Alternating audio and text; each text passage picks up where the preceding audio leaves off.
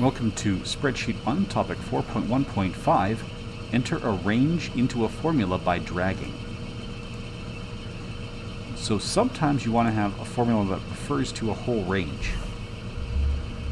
So let us go back to our average again.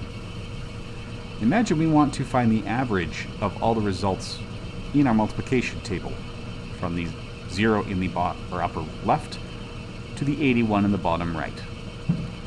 We could start typing our function with a bracket because it's going to receive that input.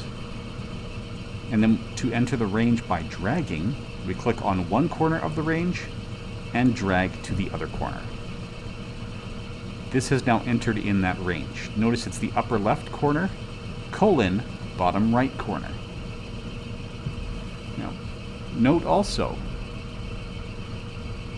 that it's the way that system fills it in automatically, but it's not the only way to do it. We get exactly the same results had we typed the K40 before the B31. That's hard to see now because the software will automatically reverse that for us. Sorry. If we do that again, if we do K40 colon B31, it displays it that way with our 20.25. We press enter, we go back, and we see it has reversed it.